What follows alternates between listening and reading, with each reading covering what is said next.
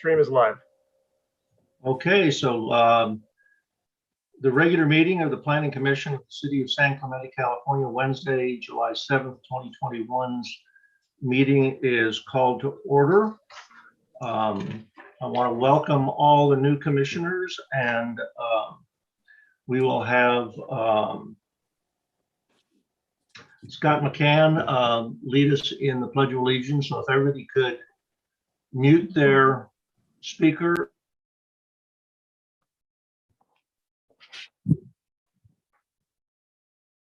I pledge allegiance to the flag of the United States of America and to the republic for which it stands, one nation, under God, indivisible, with liberty and justice for all.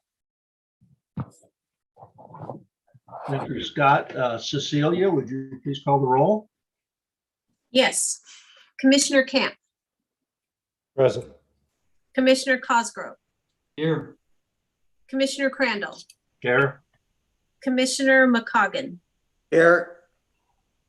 Commissioner McCann, Here. Commissioner Prescott Leffler, Here. and Commissioner Tyler. Here. Okay, we have a full group of members. Since this is the first meeting we've all been together, I really appreciate it if everybody could give just a minute introduction of themselves and anything they'd like to say to the public as well as fellow commissioners. And instead of going in alphabetical order, we'll go in reverse alphabetical order. So if Commissioner Tyler would start. Yeah, I'll put on the spot with the first one. Yeah. My name's Hannah Tyler. I am a San Clemente native, a second generation San Clemente native. And I have a background in land use planning and long range planning. And I am excited to be here. I just moved back after a stint in Utah. And so I'm excited to be here raising a family. And yeah, I think this is a great opportunity. I think this is a great group. So thank you for the opportunity. Thank you. Commissioner Prescott. Hello, it's an honor to be here and serve my community. I have lived in San Clemente for a little over 10 years. Love it. I commute every day from San Clemente to San Diego and back. And it is why I love living there. It's always like a vacation coming home. And it's just a wonderful little community. I have a background in construction and some land use, permit processes, zoning, environmental. And I've been in the construction business for about 14 years. I work for a large subcontracting association that's national, and I am based out of San Diego. Very good. Commissioner McCann. Thank you. It's an honor and privilege to serve on the Planning Commission. I love San Clemente. I think it's really unique and absolutely breathtaking. And I'm a registered civil engineer. I have a lot of experience in land use, development, planning, and I have previously served on Planning Commission for 6 years. Thank you. Okay, Commissioner Mccoggin. I am a retired anesthesiologist, been retired for about 3 years. My background in planning is I served 4 years as Planning Commission in the City of Downey, and also served for 8 years on the City Council as mayor, mayor pro tem, and councilman. Very good. Well, next on the list is Bart Crandall, myself, and I've been on the Planning Commission for 10 years on both Planning Commission and Design Review Subcommittee. I'm a retired architect who had a firm in Orange County for 35 years. And I see I have a fellow San Luis Obispo graduate, another Mustang on the commission this year, so welcome. And I'm excited about working with the new commission. Commissioner Cosgrove. Thank you. Hello. Been living in San Clemente for about 8 years and just feel like it's a very special place. And I am honored to have the opportunity to work with everybody here and serve our community.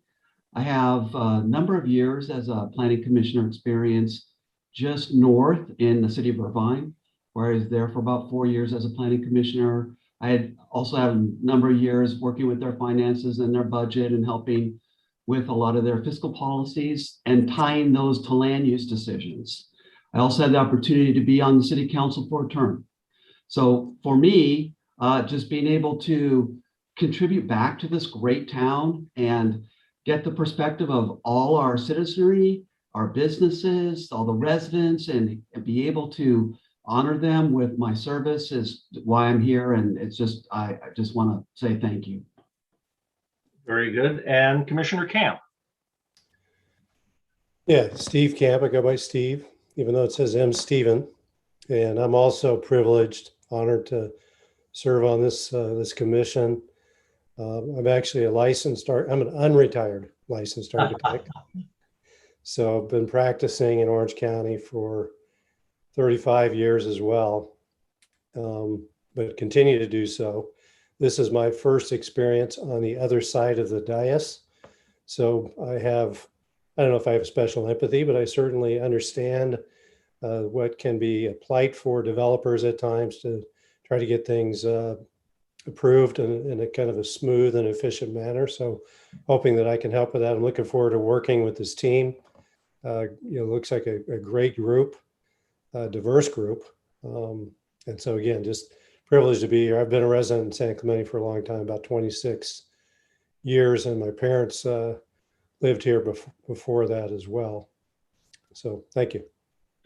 Okay, well, welcome to all, and look forward to working with everyone here. And our next item is special orders of business, special presentations. And we have a selection of the Planning Commission Chair, Vice Chair, and Chair Pro Tem. We can either do it as single items and or as a group. Does anybody have objection of being considered? I see none. So does anybody have a motion or a slate that they would like to see? I have a question, Bart. Certainly. Is there a pecking order between vice chair and chair pro tem? What's the difference? Yes, vice chair, if the chair is not available and not at a meeting, the first one to step in would be the vice chair.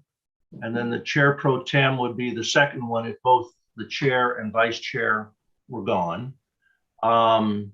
The term is basically 1 year, and then we'll select again, and it usually kind of moves down the pecking order of those three, with new one coming in the back. So it's constantly rotating, and there's no the whole job for a chair is to make sure the meetings go efficiently, everybody gets their opportunity to speak and participate, and that we follow the lead of our city attorney to make sure we don't stumble and make any legal errors in our decision-making process.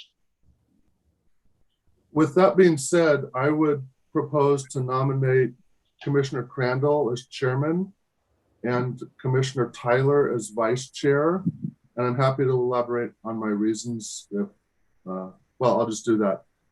Commissioner Crandall is the only continuing commissioner here with experience on San Clemente, so I think he's an excellent choice for that. And Commissioner Tyler was the only one of us to receive votes from all 5 city council people. So, and she's obviously very well qualified based on her, interview and application. So that would be my proposed nominations. I would second that motion. Okay, so we have 2 of the positions being covered under the first slate. We have, who did the second? Karen Prescott. Okay, so we have a motion by Scott McCann and a second by Commissioner Prescott. We will take a roll call vote, and we'll go by the pictures on the screen here. Commissioner Prescott? Yes. Aye. Commissioner Tyler? Aye. Commissioner McCann? Aye. Commissioner Camp, Aye. Commissioner Cosgrove, Aye. and Commissioner McCoggin. Aye. So it is, and Commissioner Crandall votes aye also, so it's unanimous. Now we need to select a chair pro tem. And I think we have two very good candidates who have had planning commission experience in the past. And I think they would be the best to select from. That would be Commissioner McCann and let's see, where is it?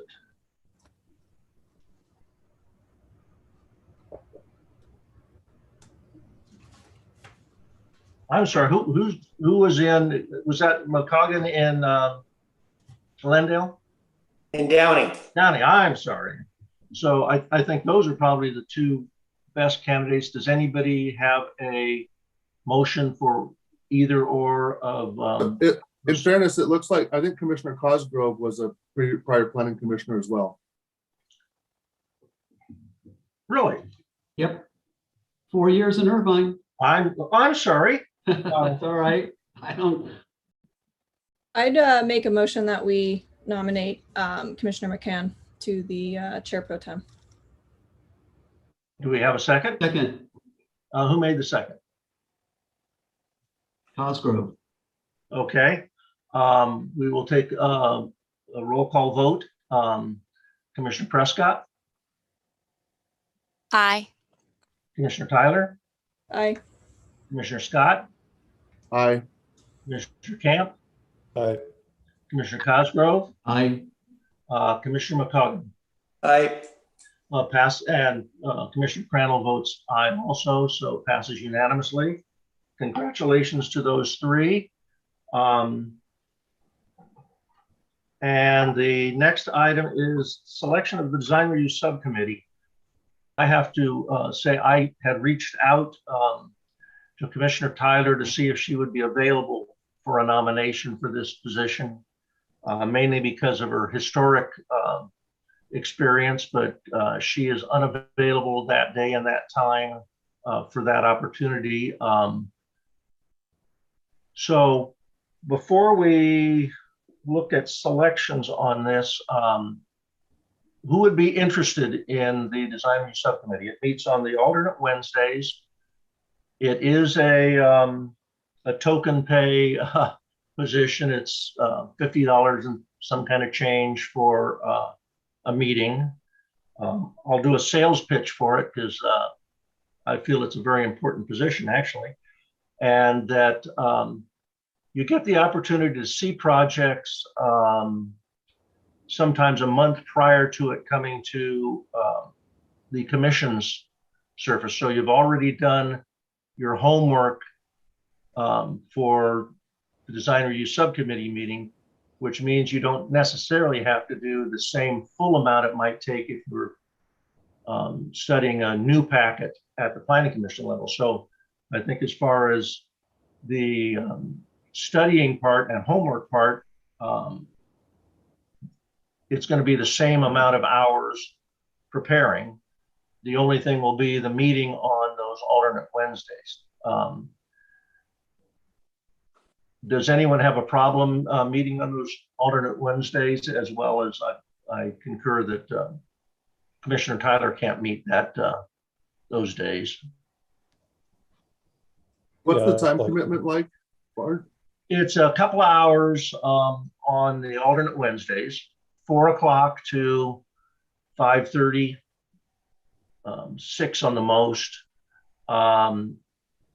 And you get the packets for projects considerably earlier than the rest of the commissions. Only the design review commissioners review the design review packet, which is typically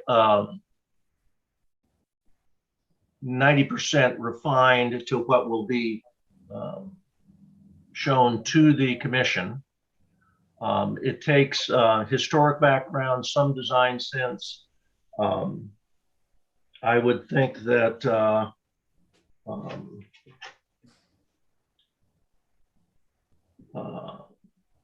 Commissioner Camp would be a very valuable asset on that body, having design experience. We need 3 people. Do we have any? Let's look for volunteers before we make a nomination. Yeah, I mean, I do have flexibility in my schedule. I think I could probably handle that, and I would be willing and interested in serving. Very good. I'll make a motion to select Commissioner Camp as our representative on the design review subcommittee. Okay, we've got one. We need 3 members. I would nominate Commissioner Crandall or Chairman Crandall. Thank you very much. And we need one more. Either you volunteer, I will nominate. I'll volunteer. I'd be willing to volunteer. Okay, we have 2 that want to volunteer, and that's Commissioner McCann and Commissioner Mccoggin.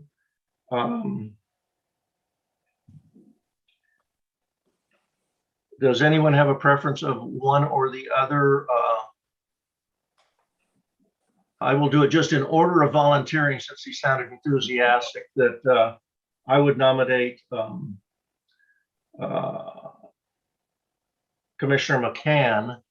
And I will ask our Mal, do we need to get one motion for all 3, or? You can do it however you'd like. I think just to streamline things, you can have one motion for all 3. It makes it much easier and quicker. So I can back out. I'll disvolunteer.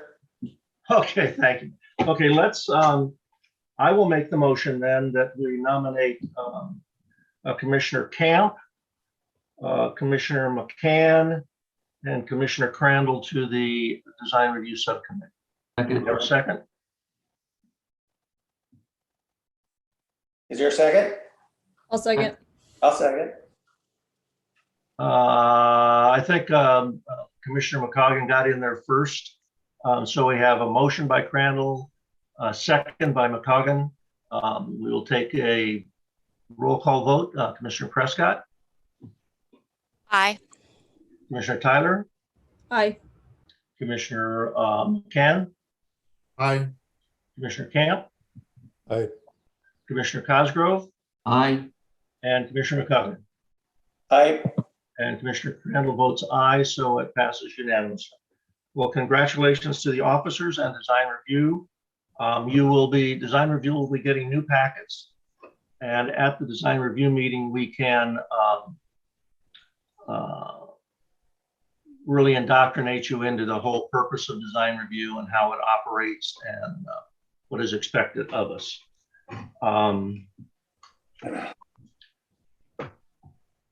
The next item is the minutes of 2 previous meetings. Did anyone on this committee or this commission have an opportunity to review the video of the regular planning commission meeting of June 16th?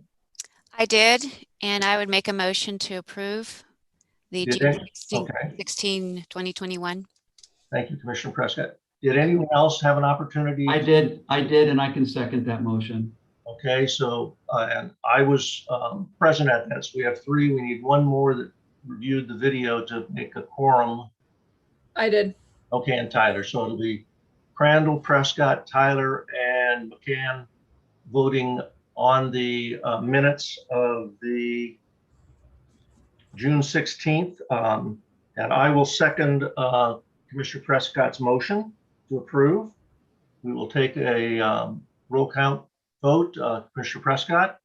Aye. Commissioner Tyler? Aye. Commissioner Scott? McCann?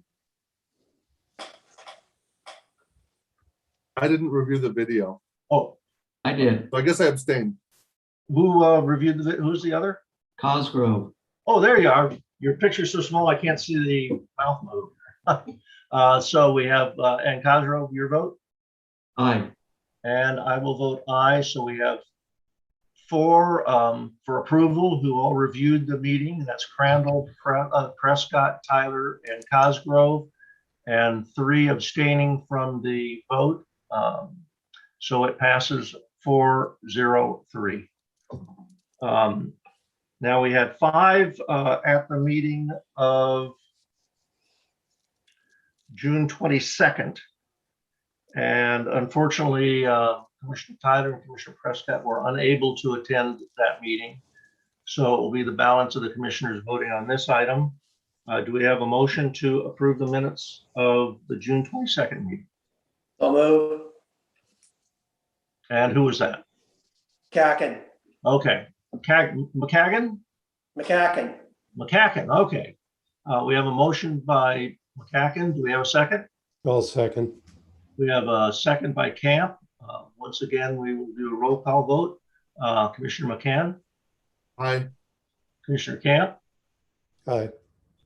Commissioner Cosgrove, Aye. Commissioner McCacken, Aye.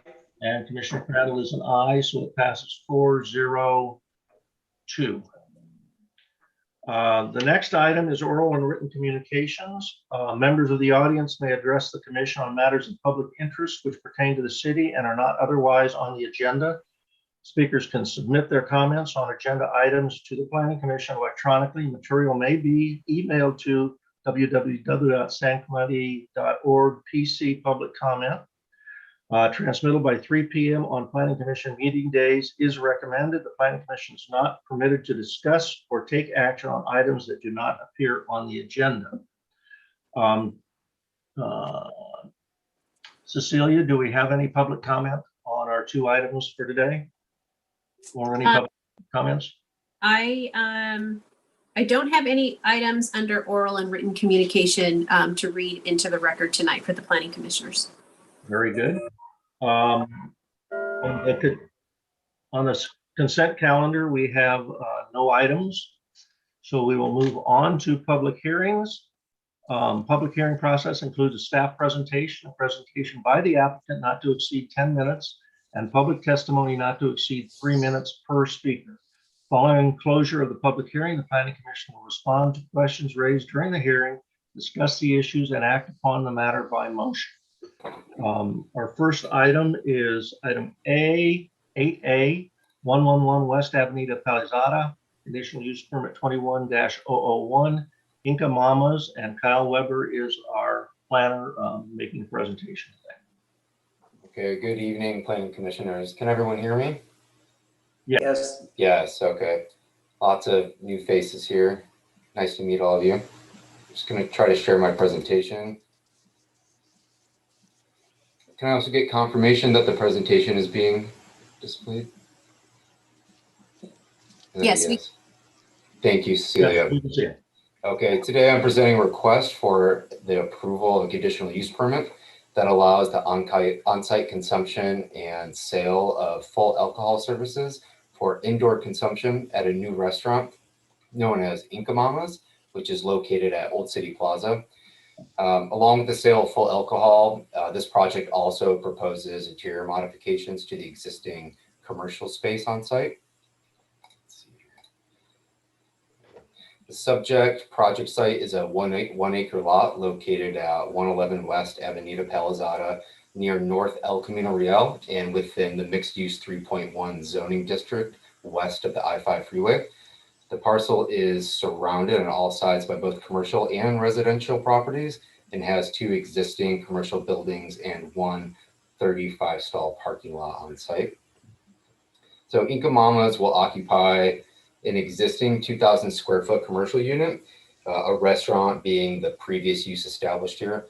The proposed restaurant is located in the northeast commercial building on the lot shown here on the slide in the shaded region. And the restaurant will provide indoor seating only. Other existing tenants on site are businesses similar in nature, including restaurants currently licensed for the sale and consumption of alcohol for on-site consumption. So Inca Mamas previously operated in San Clemente at Talega Village Shopping Center with a Type 47 liquor license issued by ABC, and is looking to operate in a similar fashion at their new location with a similar menu, which included full dining, lunch and dinner, and the sale of beer, wine, and liquor. The hours of operation will remain the same as their previous location, 11 a.m. to 9 p.m. during weekdays and 11 a.m. to 10 p.m. on weekends. On page 3 of the staff report provided to you is a table outlining similar businesses within a 200-foot radius. The table demonstrates that the area has a variety of restaurants with allowed alcohol service with similar hours of operation.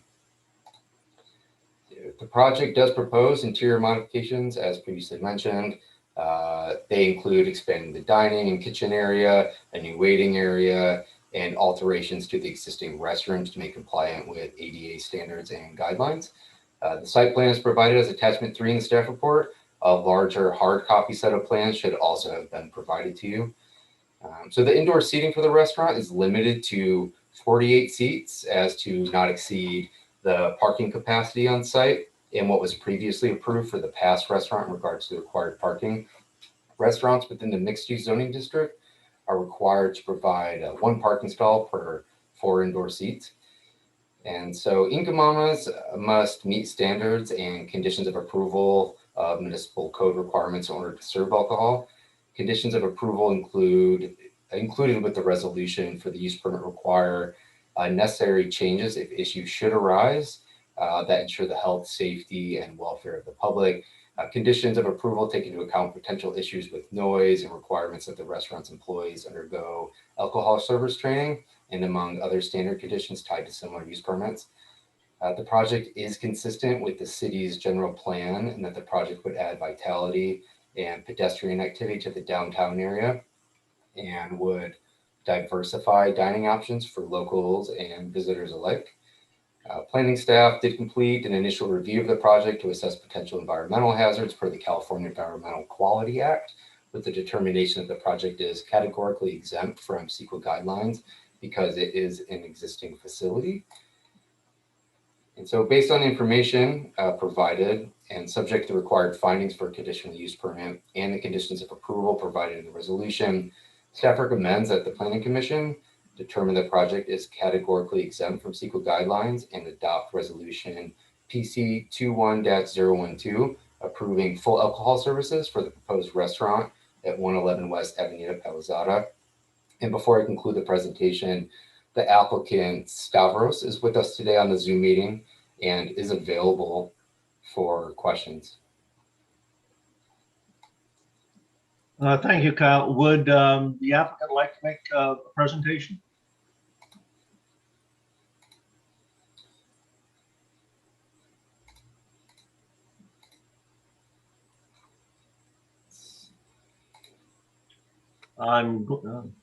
Kyle, does your applicant want to make a presentation? Hello. There we go. Stavros, are you interested in speaking today?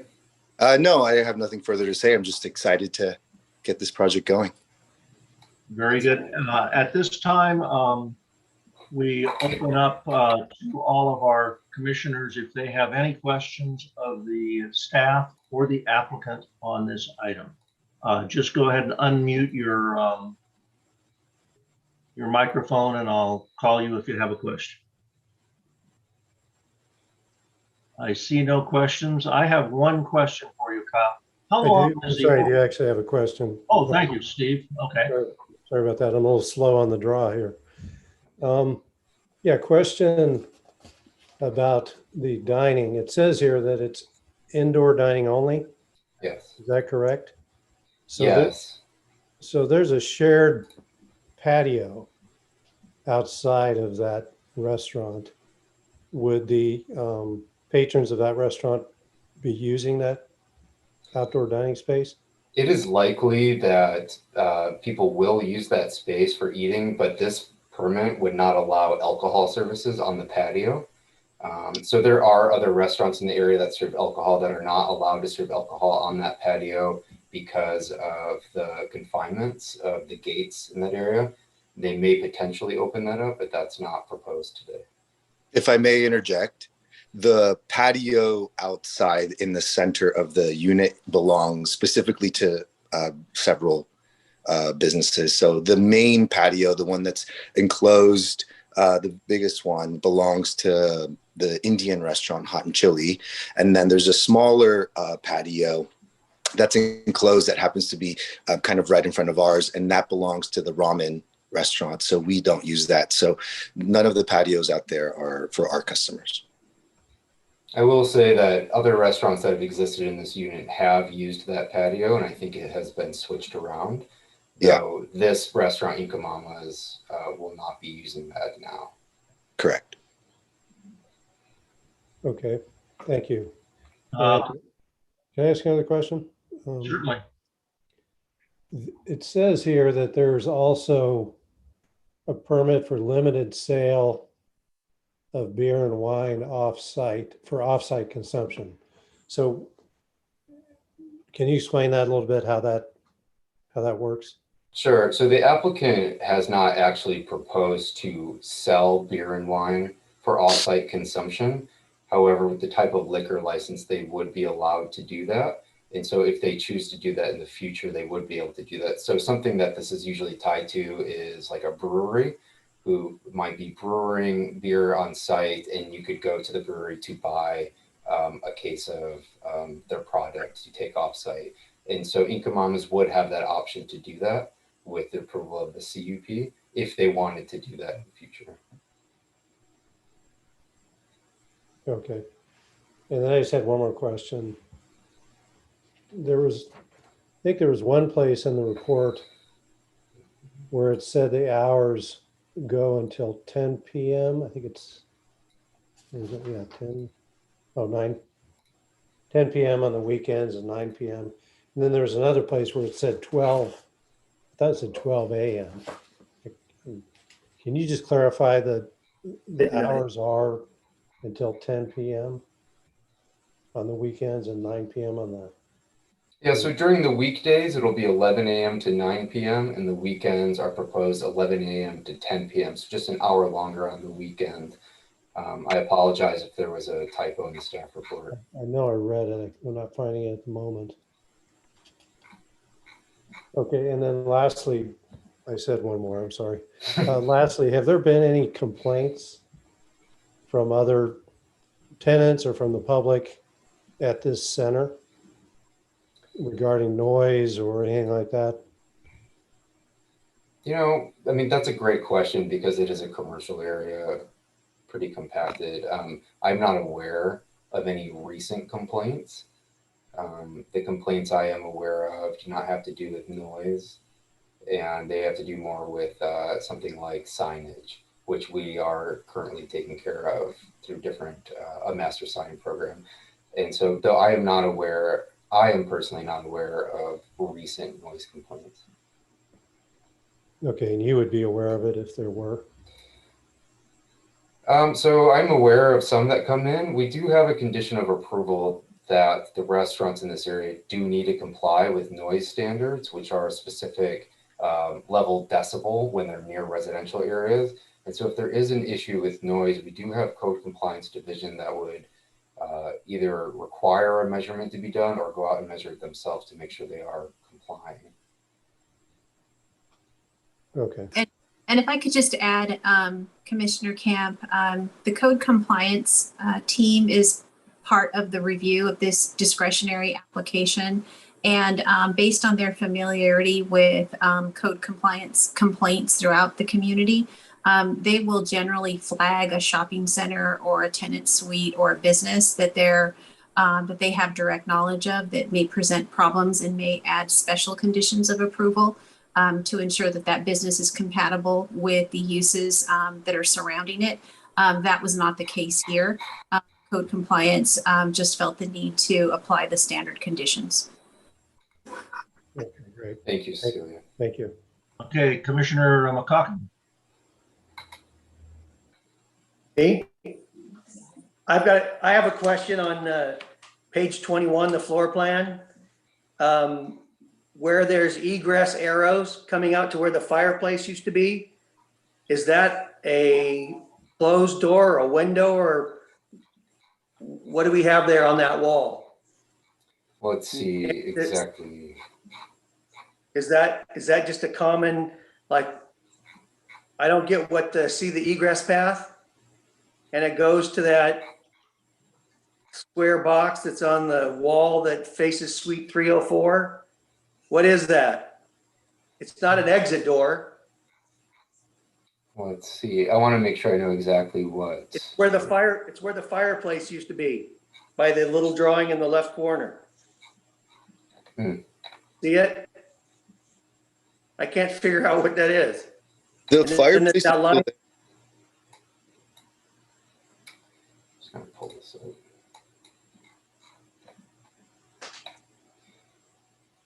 Just give me 1 second while I look at this fireplace. Is it a fire exit door that would go into the next suite? You know, I'm not quite sure what this is. Is there a, if you explain the concern, I might be able to address kind of the process that we go through when it comes to issuing building permits? I think what we have here is a drafting error. On that place, they're showing exiting from the handicapped seat and a table for two. And I believe that really should have gone to the door below. And I think Commissioner Mccoggin caught it right that it's not going anywhere. Oh, I will say that some of these plans are conceptual when they go through the process to be approved for a conditional use permit. These plans still need approval from the building division to get up to be able to pull a permit to make these changes. All right. So that is a good catch. Is that your only question? That's it. Yeah. Okay, and I've got, let's see, anybody else? I've got one question for Kyle. How long has the previous restaurant been out of that space? It's been less than, I believe, so now today. So when the applicant applied, it was less than 90 days. Now it would be more than that. But when they applied, it was less than 90 days that there was a business license attached to the restaurant that operated there previously. And was there a previous conditional use permit for the operation of the previous restaurant? There was not. Okay, very good. So nothing expired. This is all brand new documentation. That's what I was looking for. That's right. Yes. Okay. Do we have any other questions by commissioners for staff or the applicant? Commissioner Mccoggin, you still have your mic unmuted. Okay, nothing. Very good. Okay, we will close the question for staff and the applicant and open it for public comment. Cecilia, do we have any public comment on this application? I have not received any public comments on this item. Very good. Okay, we will close the public comment portion and open for open discussion between commission members. If anybody has comments or something they'd like to discuss regarding this application.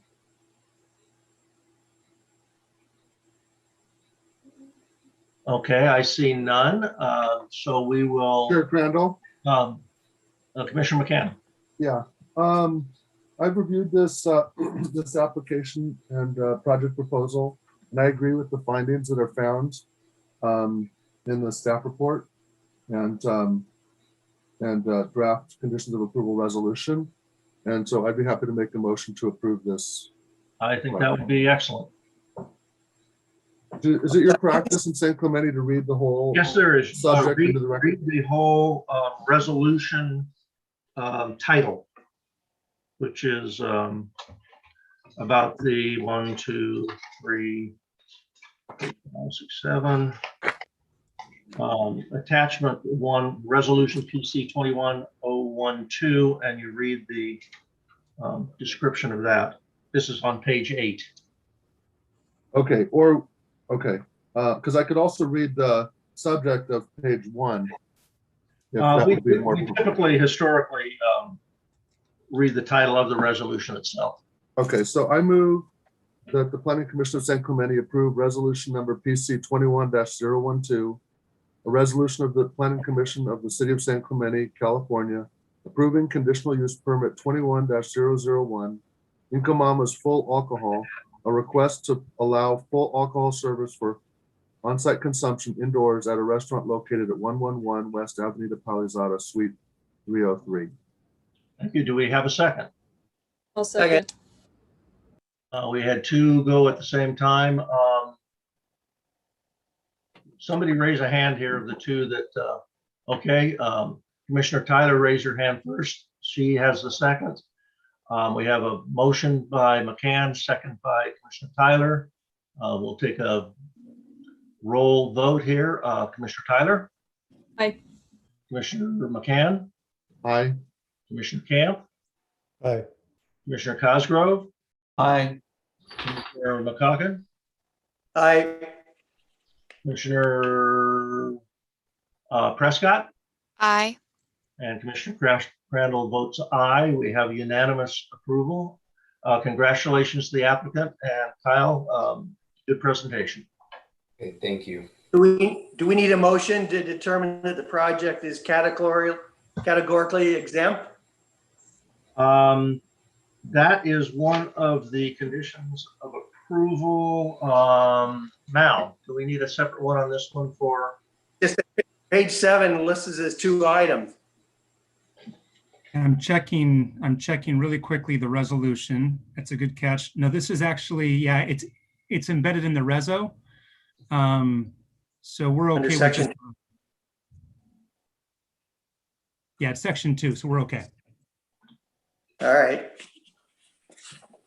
And don't stop Good checking catch. things like that, Commissioner McCoggin. Thank you. The next item is item 8B.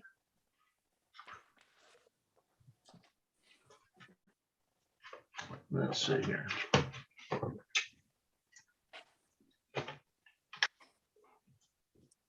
8B, 127 Avenida Miramar, conditional use permit 20-009 Miramar offsite parking agreement. And this is David Carrillo is making a presentation. Good evening, Chair, members of the Commission. Nice to meet you all virtually. So yeah, this is the Miramar Offsite Parking Agreements project, conditional use permit 20-009.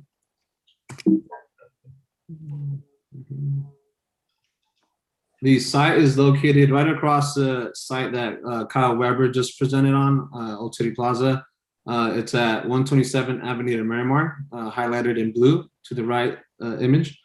It's within the same zone mixed use 3.1 zoning district and architectural overlay district within downtown. Surrounding uses include commercial and residential. A little bit of background here. It is a one-directional parking lot. Again, it's highlighted in blue.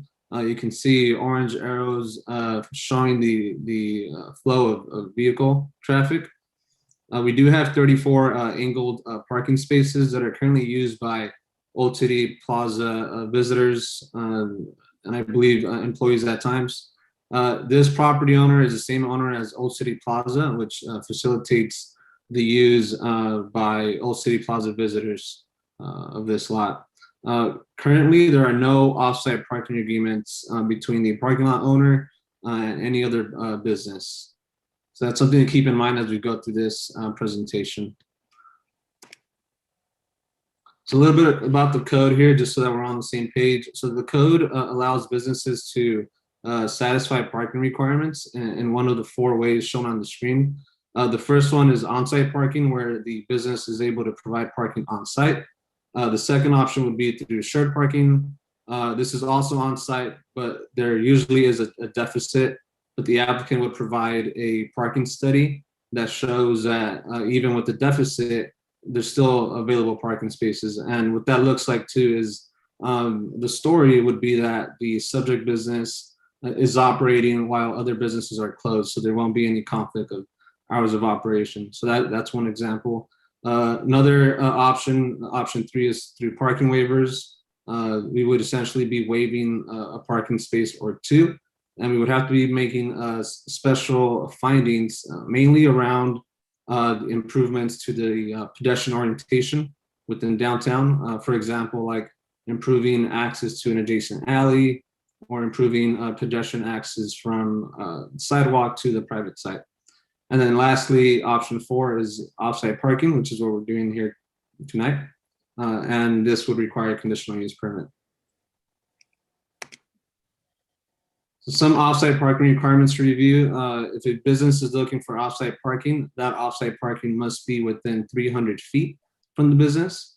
There's also a requirement that a offsite parking agreement be submitted to the city for review and approval by the city attorney.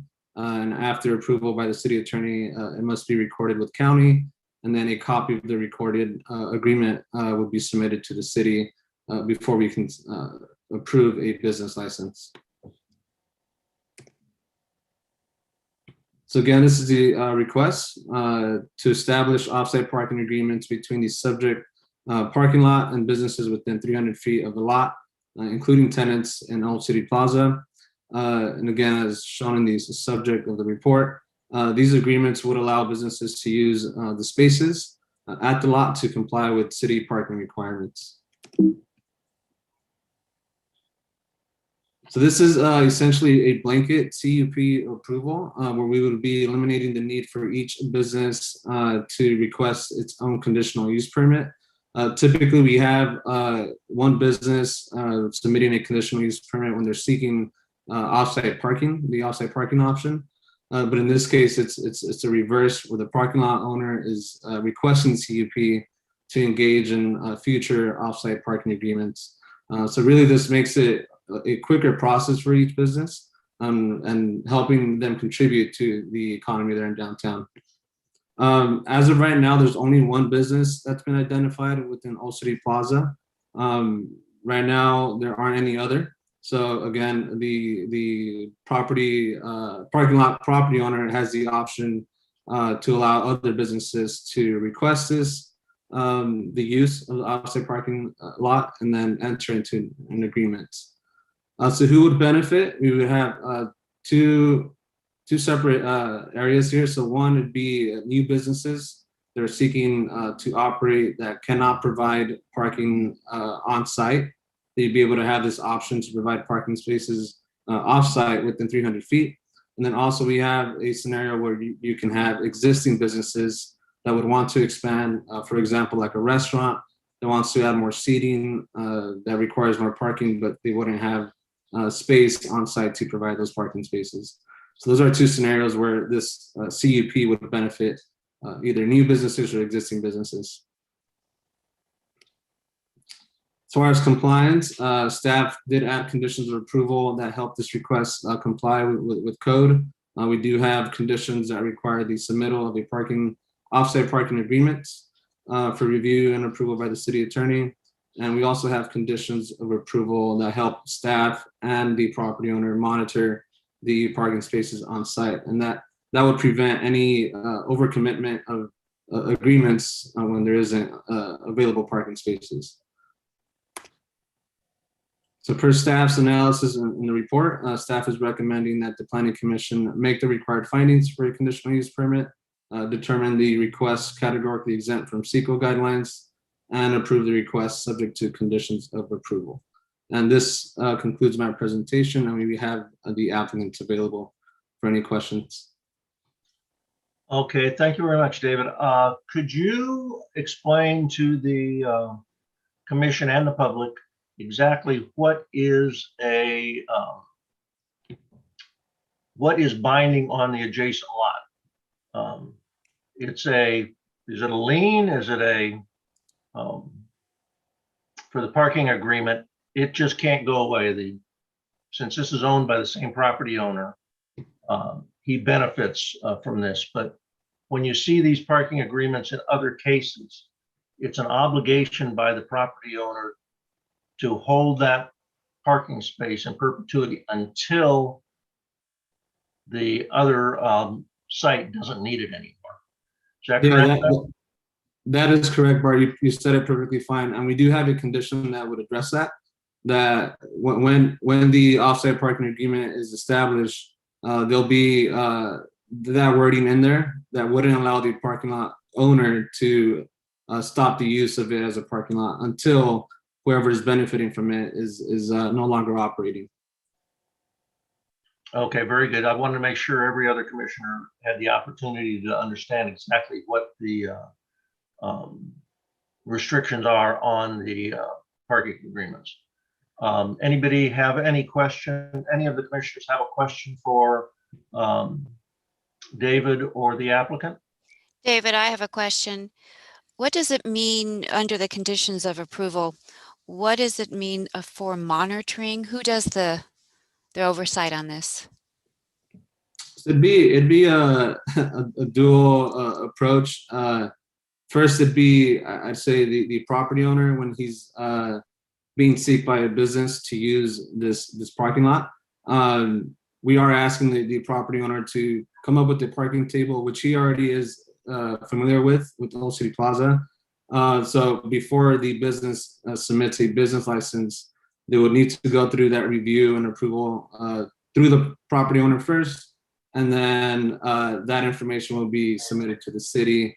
Where we would then double check to make sure that we have enough parking spaces on site. So it's a dual effort from owner and staff.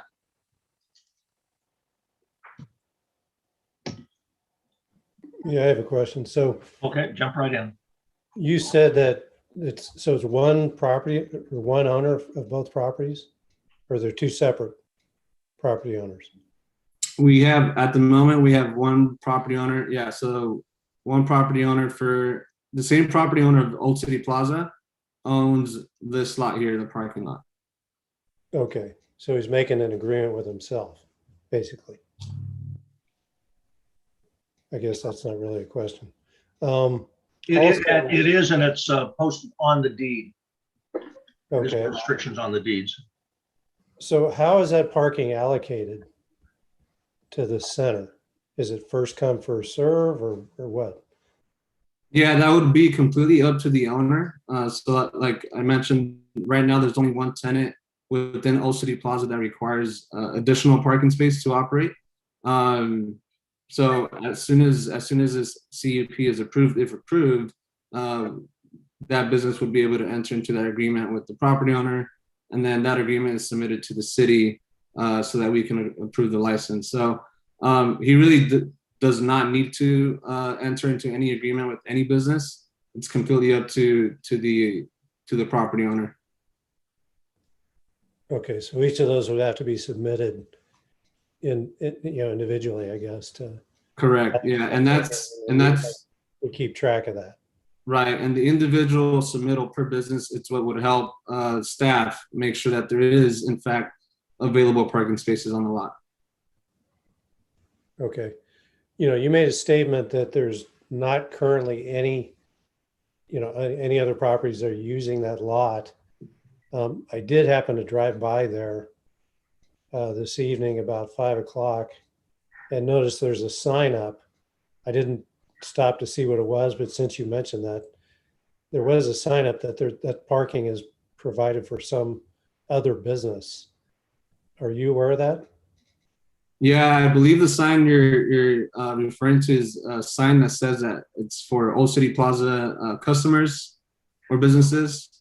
So again, since we have one owner of these two lots, he's able to allow anyone to use that parking lot. But legally, when a business is wanting to operate and they can't prove that they have the parking spaces to support their business, they would need this official parking agreement with the city. So as of right now, there is no legal offsite parking agreement established. But we are aware that the lot is being used by Old City Plaza visitors. Okay, so, all right. So to be legal, they need to have this parking agreement. Correct.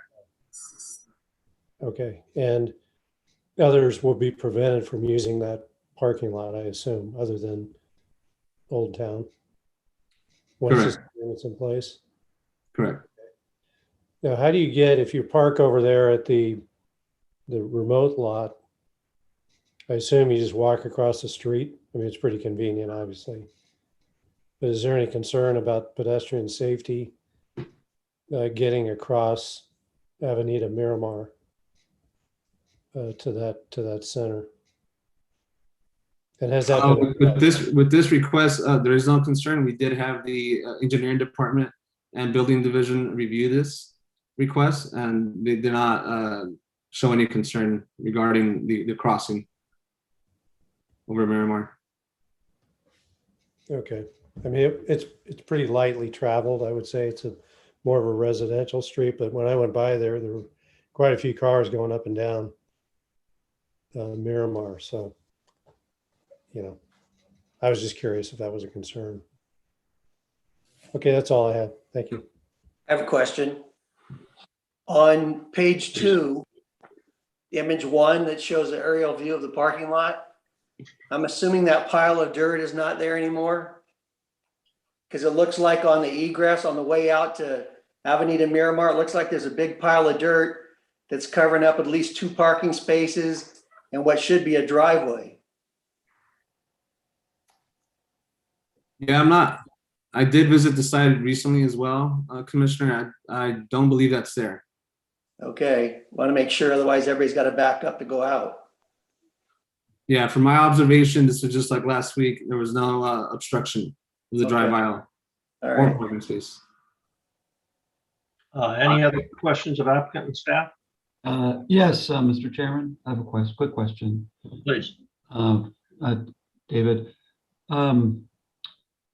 since this is now going to be like official, what are your thoughts is there lighting in that lot? Do you have thoughts about any lighting requirements? There's no lighting now. Thoughts on that? Since it is an existing lot and the owner is not requesting any physical changes, it's just all contractual work.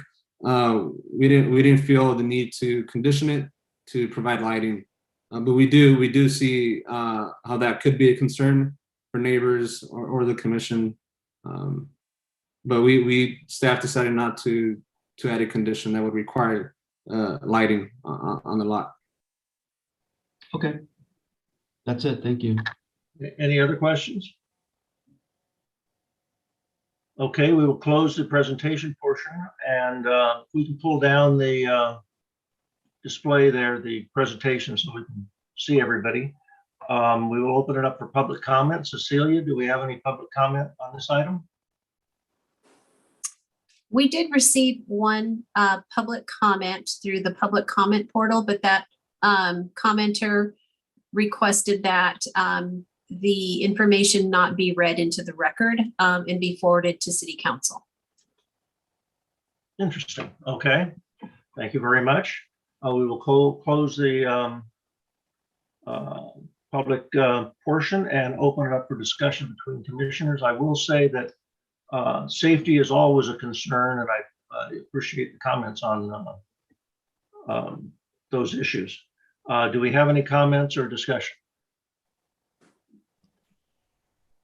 Yeah, I just want to say I'm very much in favor of shared parking in general. I think it's good planning, especially when there's a compatible use. A little concerned about the safety on that lot as I look at these pictures. I don't know if there's any potential discussion of even low-level lighting of some sort. Because if it's it's a dark evening, you're parking on that lot, you're walking across the street to another parking lot that doesn't seem to have much lighting either, although it would be when businesses are open. I'm just throwing out the idea of potentially having some sort of a added condition to introduce some sort of low-level lighting over there.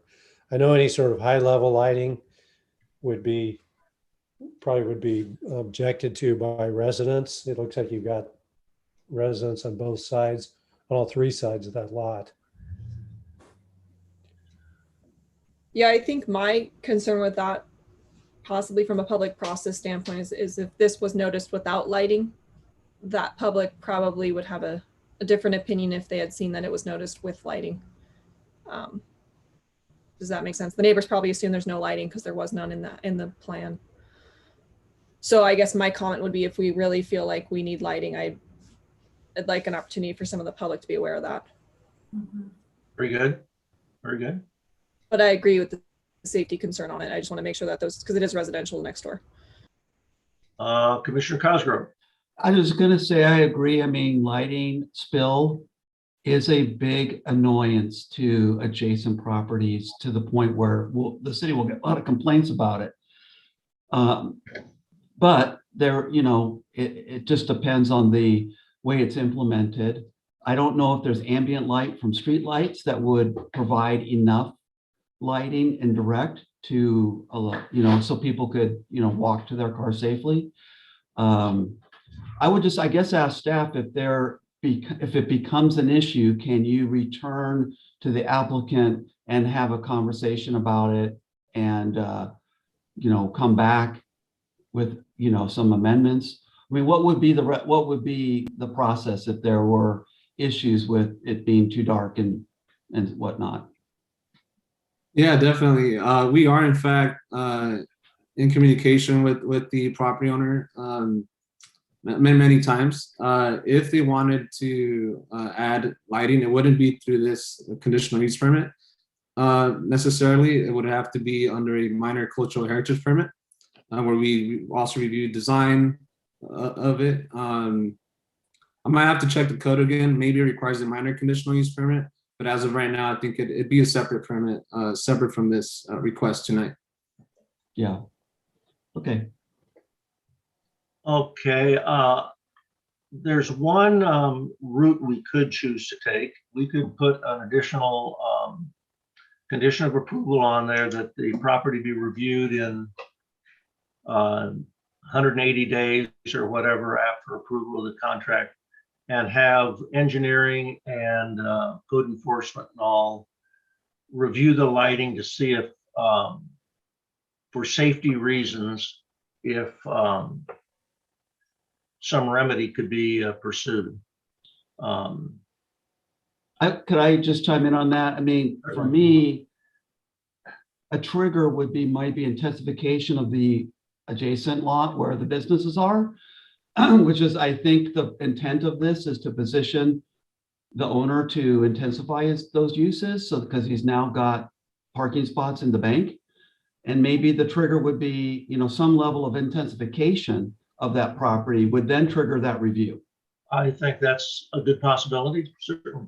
Mal, do you have a thought on what might be the best approach to get some review in the future to remedy any mainly safety issues as far as lighting on this site?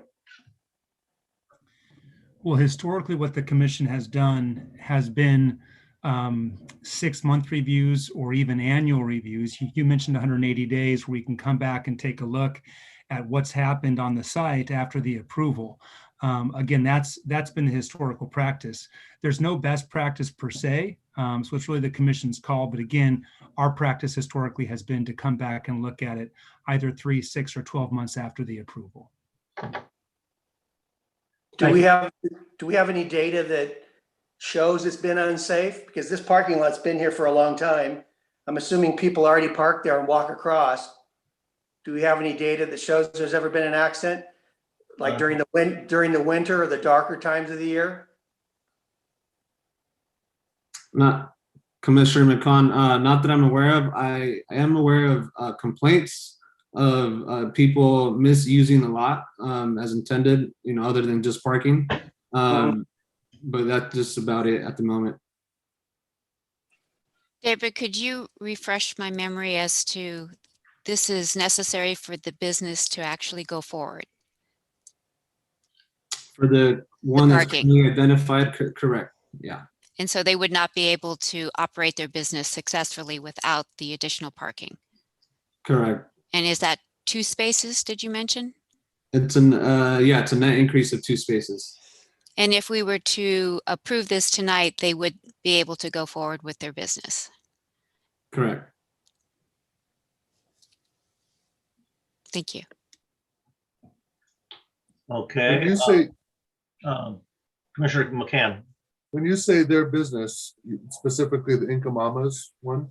I believe it's one that's coming in after that. It's like, I think it was referred to as Aloha. No, yeah, it's an Label. acai bowl shop. Yeah. This has Inca Mamas is okay. They satisfy parking requirements. It's not for them. It is for the acai bowl shop. David, is this a common practice as far as allowing the shared parking for businesses to open when they don't have parking? I'm sorry, is it common practice to allow a business to operate when they don't have parking? Mhm. No, we wouldn't approve a license to allow them to operate. Correct.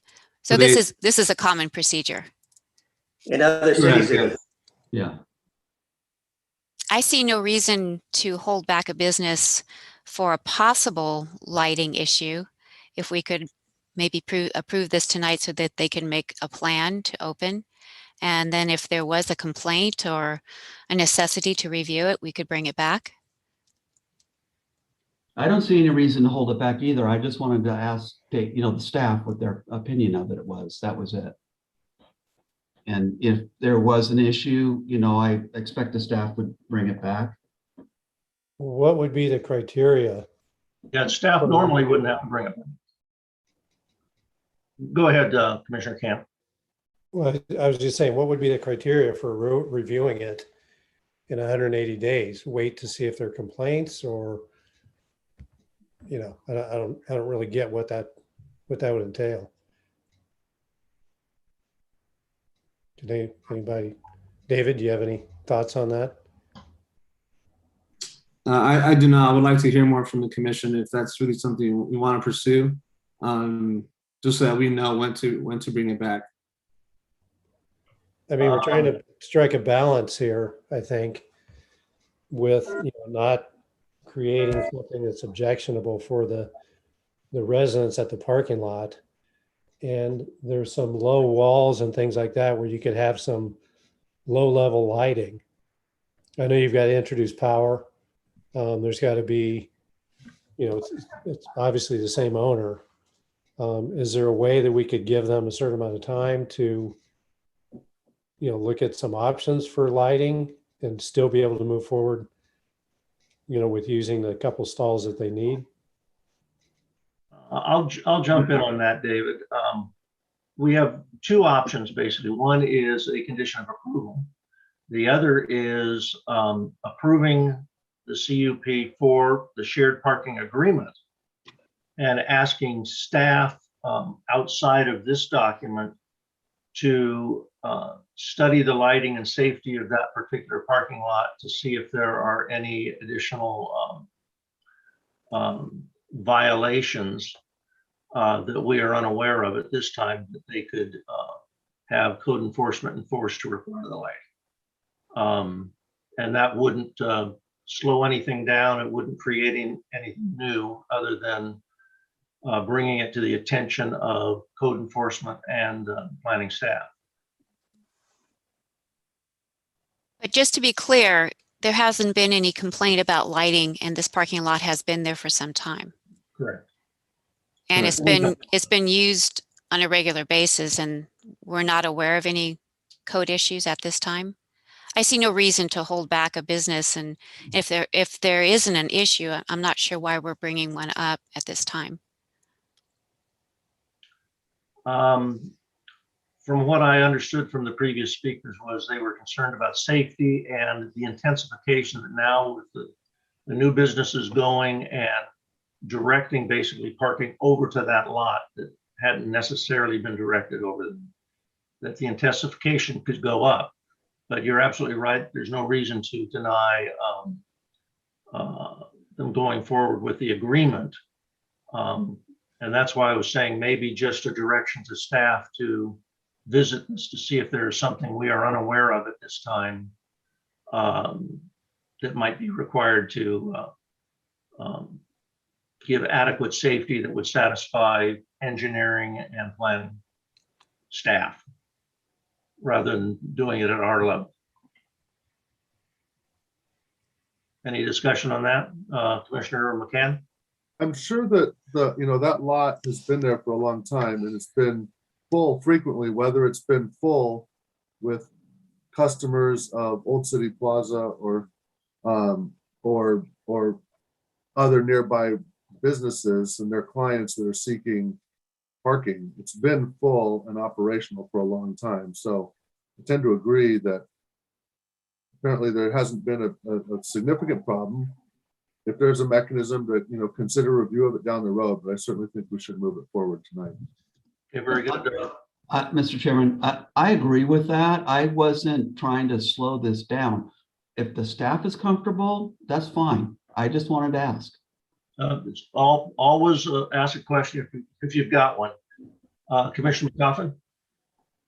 I was going to say you could add on like either 180 or 365-day period of watching for safety complaints, that if that were to trigger bringing back talking about lighting, because I think once we start talking about lighting, I'm going to ask questions about the existing parking lot of the old place. Is that lit up? I just don't want to be adding things on that will bring up other questions like the safety of the parking lot of the original plaza. So I think we could add a monitoring stipulation. What I'm thinking is the complaints that have probably been generated late at night when there is no light, it's probably a good place to park your car and listen to your radio or do other things. So, maybe we could watch it for a year to see if that is a problem. But still approve this CUP. We can, and that's what I was trying to say, that as long as we bring it to the attention of engineering and planning, that might be an option rather than tying it to a resolution. Approve the CUP, but basically just put it on a watch list just to see if it's an issue. What I would be looking for more is code enforcement or the sheriff. What kind of activity are they doing in the lot? Because if we send out the engineers, they are going to say, we should have lighting because every parking lot should be lit up. So, in current standards. We also have to have a nexus here where they aren't really asking for anything. They're not talking about any building issues or construction at all. And Mal, do you have a comment on the nexus of the CUP triggering anything like this? Yeah, no, it's a good question. We should always be aware of no undone nexus requirements. Here, because we're talking about a parking lot, we're talking about parking for these adjacent uses. I think anything that's related to that parking, we've talked about pedestrian access and safety. We've talked about lighting. I think there is a nexus there. The question is, how far is too far, right? If we require diamond plated lighting, for example, that costs hundreds of thousands of dollars, then we're going to be in harm's way. But, I think basic lighting probably is within the commission's purview, if that's where the commission wants to go. Okay. If there's no more discussion, does someone have a motion or a motion with conditions?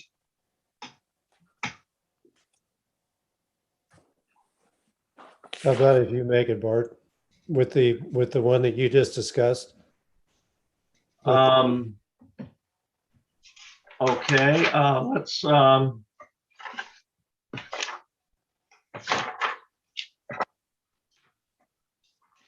I will make a motion then that we approve resolution PC 21011, a resolution of the Planning Commission of the City of San Clemente, California, approving conditional use permit 20009 Miramar offsite parking agreement to allow off-street parking off-site parking agreements between a parking lot at 127 Avenida Miramar and businesses within 300 feet of the subject parking lot, including tenants in Old City Plaza located at 111 West Avenida Palizada.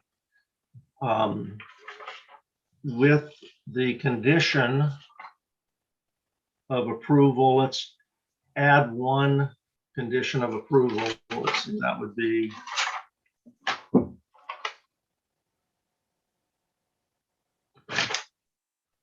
I'm going to say 716. that would read, if any additional, David, right now, we're only looking at a couple, 3 spaces being designated. Is that correct? Just 2, yeah, And that will allow the next tenant to operate, correct? correct. Okay, that if any additional parking agreements are requested beyond these original 4, that the site be re-reviewed for safety and lighting issues. Just keep it simple. And that would mean that only the 4 are fine to go, but it said in here that they're looking at possibly designating more sites for other businesses. Is that correct? Correct. Would you want to state who reviews that, Commissioner Crandall? Yeah, go ahead. Would you want to specify who reviews that? Those additional agreements are going to have to come back to us, correct? Agreements would be submitted to staff and reviewed by city attorney.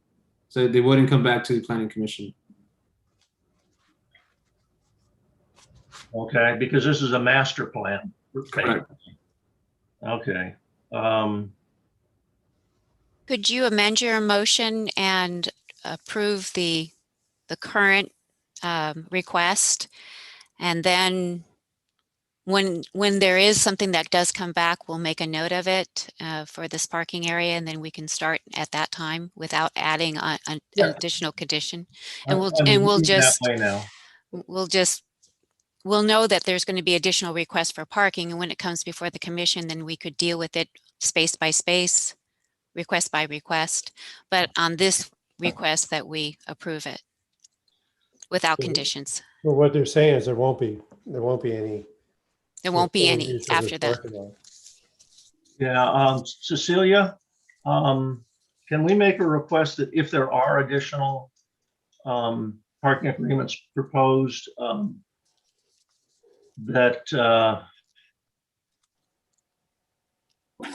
well, let's see. I'm thinking it's getting too complex. I think I agree with you. I think that parking location has been there a long time, and maybe this is a code enforcement issue and not a commissioner's issue. I would tend to, I think I've swung to that direction now. So I will leave the motion as written in the document with no additional conditions of approval. I second that. Okay, we have a motion by Crandall, second by Commissioner Prescott. We will take a head count here. Commissioner Tyler? Aye. Commissioner McCann? Aye. Commissioner Camp? Aye. Commissioner Cosgrove? Aye. Commissioner Mccoggin? Aye. Commissioner Prescott? Aye. And Commissioner Crandall is an aye, so it passes unanimously. Congratulations. My only comment to staff is keep an eye on the lot. Have Adam Atamian is our code enforcement officer, and make sure he keeps an eye on it. If there are any complaints, that it trigger another eagle eye by staff, the police, the sheriffs, and code enforcement. We'll make sure we keep an eye on that. Thank you. Great, thank you, Cecilia. Thank you, Commissioner. And congratulations to the applicant.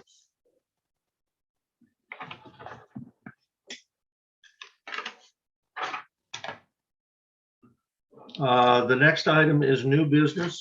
We have none. Old business, we have none. Item 11, reports of commissioners and staff.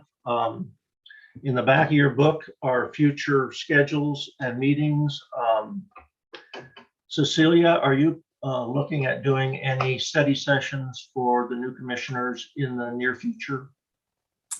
Yes, our next study session is scheduled for our meeting of July 21st. We have set aside for that 1 hour an overview of our city regulatory and policy framework. So we'll give you a brief overview of our general plan, our coastal land use plan, housing element, specific plans, and then Title 17, which is the zoning ordinance. That's all of that is the purview of the Planning Commission. And then Mal will also be available to provide some more details regarding the Brown Act and conflict of interest that he didn't get to cover in the orientation that we had a couple of weeks ago. And then we're going to be populating some future study sessions with some additional agenda topics for the new planning commissioners information. So with the next tentative future agenda, we'll have some more study sessions in there listed for you. And if you have any ideas about what you might want to become more familiar with, please let us know. Thank you. And for all the commissioners, staff is very happy, and they're a good resource. If you have any questions, please contact them. I always prefer, if you find something in a report, don't wait till the commission hearing to bring it up to staff. Please tell them ahead of time. You can certainly take credit for finding the issue or anything when the meeting starts or we start our discussion. That's absolutely fine. Give them the opportunity to prepare themselves for the meeting, and that way it does a service for the applicants. Answers are there when we have our meeting. The next item is adjournment. Do we have someone who would like to make a motion for adjournment? Quick question. Where will the next meeting be? It's my understanding it'll be another online Zoom meeting, so it will be this way, but hopefully in September, according to Cecilia, we should be hopefully getting to meet each other. Yeah, thanks. We were hoping to be able to meet in person with the new commission, starting with tonight's meeting. But we've got some our IT division staffs these planning commission meetings as well. And due to their limited availability over the months of July and August to support us, we're looking at likely an in-person start date in September. But we are definitely moving in that direction, and I'll keep you posted when we have a firm date on that. Okay, great. Thank you. And with that, I would make a motion to adjourn the Planning Commission meeting of July 7th. I'll second that. If you could read on the back page of our agenda, the adjournment, and it tells when and where and how it will be, is page 4 of the agenda. Yeah, let's see here. I don't have that readily available, so someone else can do it. I can read the adjournment, but also I'm going to be out of town. You can So, call in if you choose. I don't know if that. Right. So I'll still be able to probably, come in by teleconference, as long as all the materials I can get from the website. You should be able to do that. And also, whenever you're out of town for a meeting, there's a form in the back that says if there has to be a special meeting that you're out of town. But yes, if Commissioner Mccoggin, you want to read the adjournment? Right. I'd like to make a motion that we adjourn to the next regular meeting of the study session of the Planning Commission that will be held on July 21st at 6 p.m. via teleconference. Okay, Commissioner McCann, do you want to second that? Yes, I'll second. Okay, very good. We'll take a head count. Commissioner Tyler? Aye. Commissioner McCann? Aye. Commissioner Camp? Aye. Commissioner Cosgrove? Aye. Commissioner McCoggin? Aye. Commissioner Prescott? Aye. And Commissioner Crandall is also an aye, so it passes uniformly. Very good discussions tonight. I think everything's going to be very productive over the next couple of years. Good. Thank you. Thank you. Thank you. Night. Thank you.